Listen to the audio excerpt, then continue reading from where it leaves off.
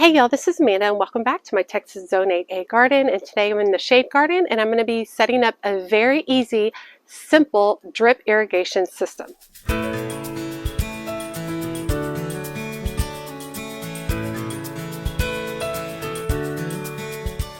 Now I've been working on the shade garden for a little over a month, probably 4 to 6 weeks at this point.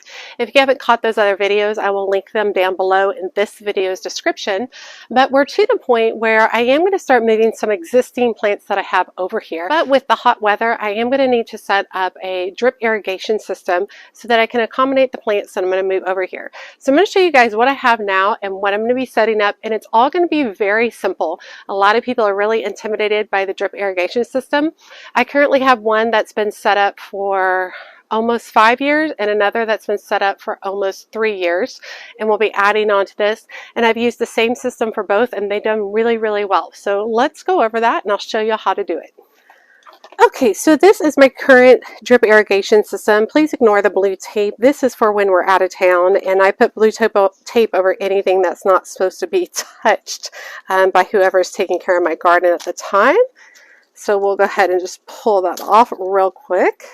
All right, so this is my faucet, and I have a system that sets up 4 separate entities across it. I got this from Amazon, and all these products I'm using I'm going to link on Amazon so you can look at. I have this one right here, goes to all the gardens against the back of the house. This one right here is just the hose, and this one right here goes to all of the gardens at the very back of the backyard. And then I have an available one right here that is going to be for the shade garden. Now you might ask why I don't have them all in the same. Well, they all have different needs, and the shade garden might not need as much water because it is going to have a lot more shade than the rest of the plants. Now you can get a system. This is an automatic irrigation system that turns the water off and on for a certain amount of time. You can get a system where it's kind of built in right here. I'll put a picture of it, and it has 4 elements coming out the bottom. So you see this one has 1. It would have 4 separate elements, and you can set up 4 of those zones. However, I've already had this system. This one has been around for 5 years. This one is the one that's 3 to 4 years, and they've held up great. I don't need to replace them, so I'm just going to go with the same system I already have. But let's sit down and go through all of the parts that you're going to need. Okay, one of the first parts you're going to need is kind of this timer system. This product is Orbit, and I'll put a picture up beside, but it's also linked in my Amazon storefront, which is listed in the video description. So that's the first part you're going to need. This is what's going to hook on to the existing spigot. The next portion is the backflow preventer, and this is just going to prevent any kind of sediment or such to flow back into the system. It goes next in the line like this. I'm not going to hook it up right now, but that goes next in the line like there. The next thing in line is a PSI regulator, and that's just going to deal with the pressure and keeping the flow going the right direction. So that goes next. And the final thing is a universal adapter, and that's just how we hook up the hoses that we're going to utilize. So it's going to hook up to the bottom. So basically all of these pieces are going to be fitted together. You can use plumbing tape. I don't typically use plumbing tape to attach all of mine. I just kind of go finger tight on these. Like that. All right, and then what we're going to do is go hook this guy up. So let's go do that. Now you can see the color change over the years from this. So I'm just kind of moving this guy off to the side. What we're going to do is we're just going to start by attaching it right here. And I've gone ahead and already set the time to the correct time, and it is 7:22 p.m. and it is 5 or 6 degrees. I can't remember what I saw before I walked out. So I'm just going to do this.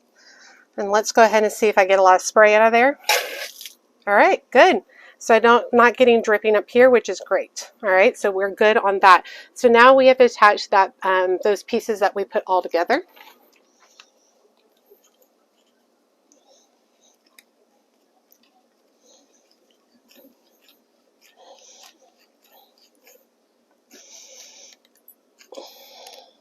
All right, let's see if we have any more leaks. All right, we're good. That's good. So the next thing we're going to do is we're going to be doing the 1/2-inch drip tubing. This is a solid drip tubing. It does not have any emitters that let any water out.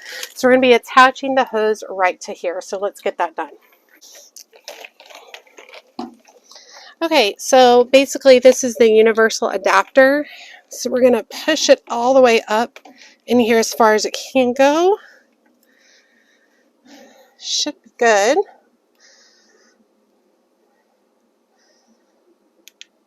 Should send water out. Let's see.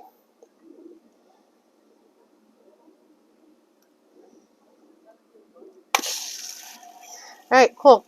We got water coming all the way through, so I'm going to go ahead and stop it.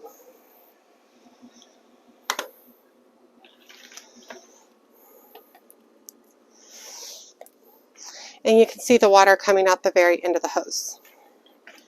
So next thing we're going to be utilizing is a couple of different parts. These are called barbed elbows, specifically for the 1/2-inch tubing right here.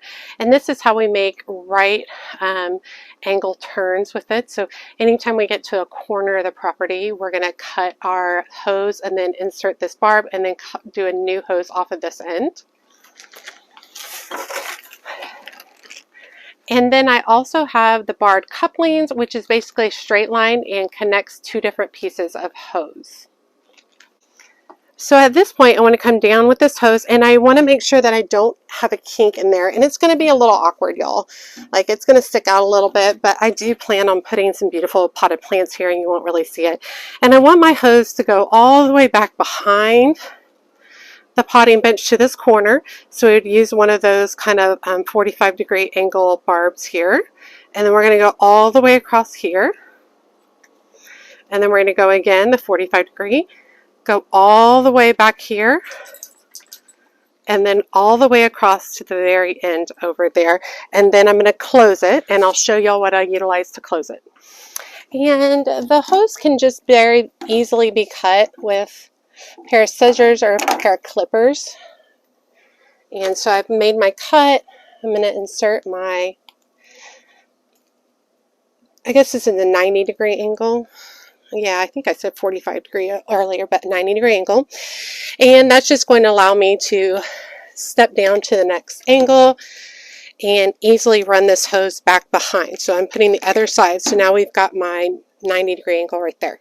So instead of trying to thread this entire hose, I'm just going to kind of do an estimate with a little bit of extra of how much of the hose I'm going to need and make that cut so that I don't have to thread the entire thing through. And then from here, I'll just begin threading it through.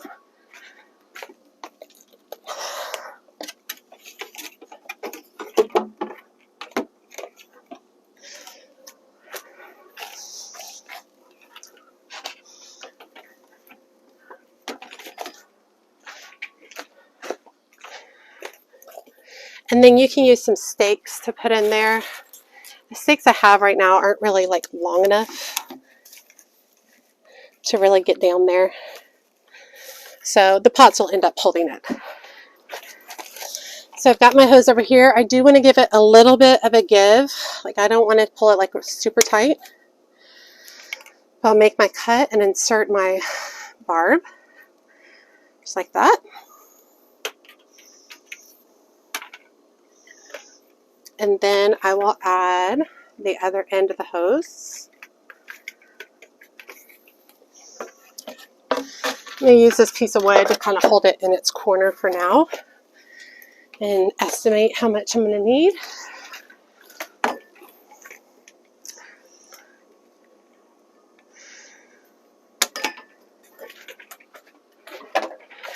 And because I have these existing posts, I am going to run my line back behind here. It's a little easier and hold it in place.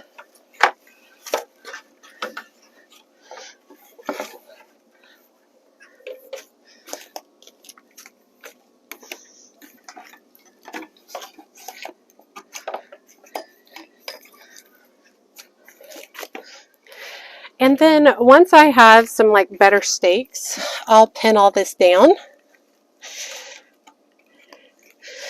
So I'm putting another right angle barb on here and doing another piece of hose.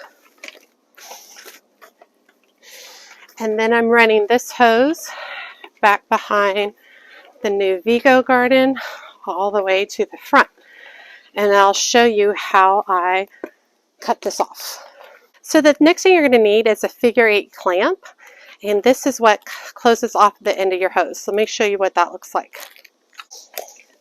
Alright, so I got my estimated length of my hose. And I've got my clamp.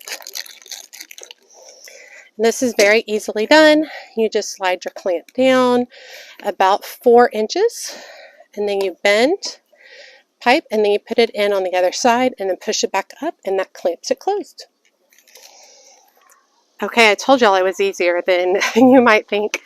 So we've got our hose hooked up in here, and this will get pinned in place at a later point in time. I think I'll use a brick to hold it for now. And I want to make sure that there we go. Nothing gets pinched.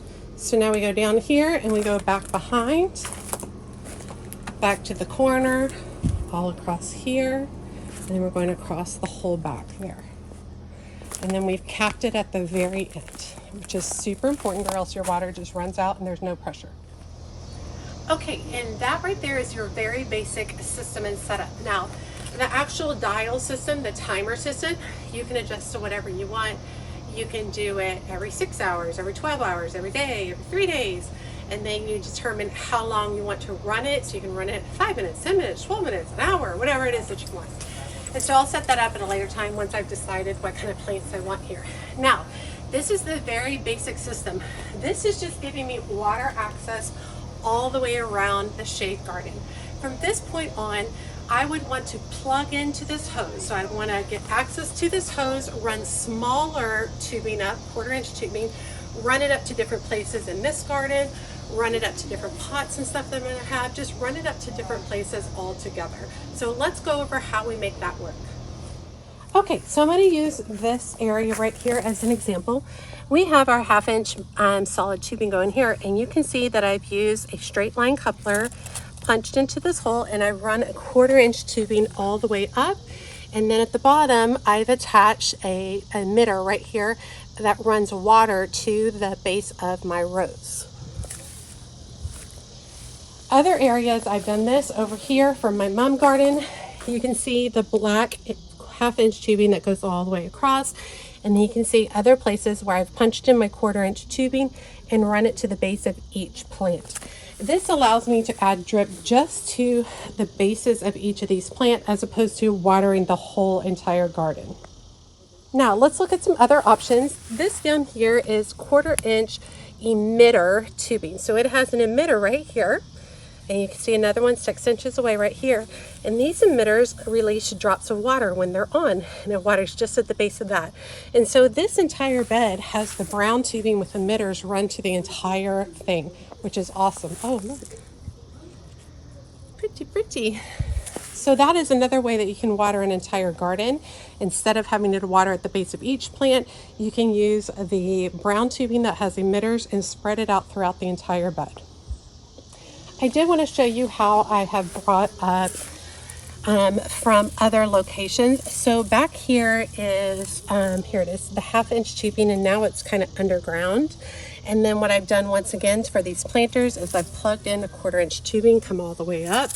And then from there, I've added in the brown tubing so that I have emitters to this entire garden. Okay, so we are not setting up separate emitters to each of the plants and such today. I was just thinking, oh, I'll go ahead and move over my hydrangeas, but I don't have the shade set up in this garden yet. I don't have the front area, and I am going to be doing some shade sales for additional shade back here.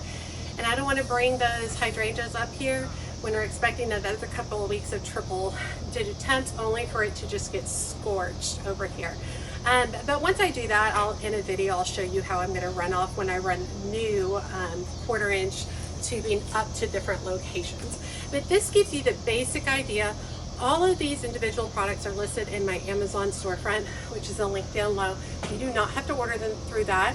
I prefer to get most of my products from Lowe's. I feel like they have a better selection of different components for my drip irrigation rather than Home Depot. And the Orbit timer that I utilize, they no longer sell that at Home Depot. They've never sold it at Lowe's. They sell a fancier version which has Bluetooth and all that, which I'm not interested in. The way this is set up really works well for my brain, and so this is what works well for me. But you can buy, the Bluetooth version at Lowe's, or you can order the Orbit, the simpler Orbit one that I get on my Amazon storefront link below. Alright you all, I hope you enjoyed this video. It was very simple.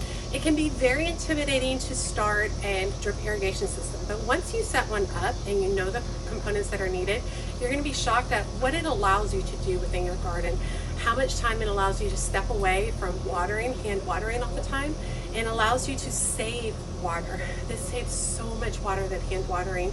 It just does drips right to the base of a plant, which is just so much better for your plant, but also for our environment. Okay, it is super hot and humid, but I hope you enjoyed today's video. As always, make sure you hit that subscribe button and that notification bell so you know when my latest videos are up, and make sure you check me out on Facebook, Instagram, and TikTok. As always, she's a mad gardener or decorator or anything else that she wants to be. Thanks, y'all.